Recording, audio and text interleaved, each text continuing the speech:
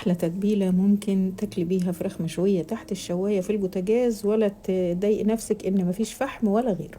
تعالوا نشوف التتبيله الحلوه دي انا عملتها ازاي في كميه الفراخ طبعا المتاحه ليكي او على قد عدد الافراد اللي هياكلوا. تمام.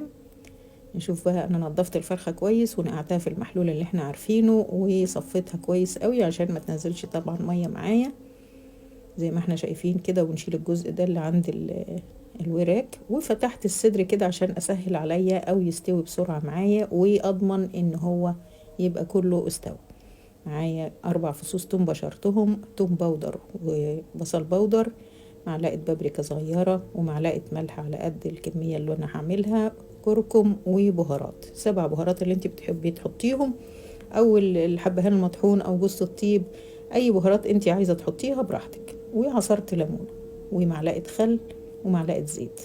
تمام. دي حطيت معلقة زيت وهضيف كمان معلقة خل بتسهل لي كمان سوى الفراخ.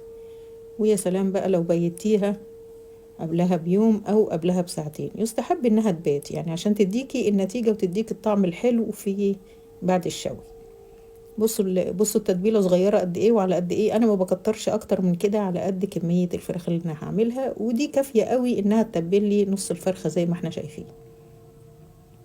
هبدأ بقى ادخل كل التتبيله كده بين الجلد وبين اللحم، واشبع كل اللحم بتاعي الفراخ بالتتبيله. شايفين مكفيه ازاي؟ انا ما بزودش عن كده عشان برضو مرميش وعشان ما تبقاش زياده. يعني انا بحاول اعمل الحاجه على قد الكميه اللي انا هتبلها، فانا ما عملتش اكتر من كده، وكانت كافيه جدا وحلوه جدا زي ما احنا شايفين اهي. كلها تدخل فيها، وبرضو عملت فتحات برضو في الورك كده بحيث انها ايه كلها تستوي. تمام.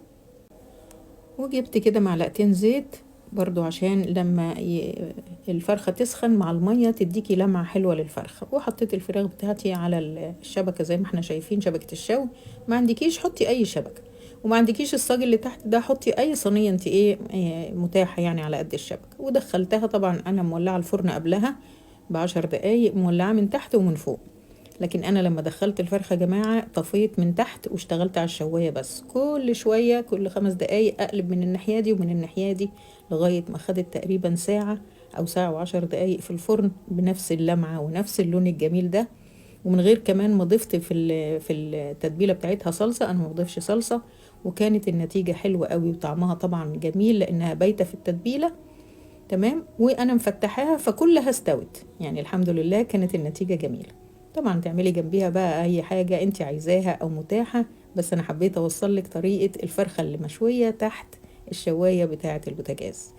لايك وشير، واشوفكم على خير في فيديو جديد.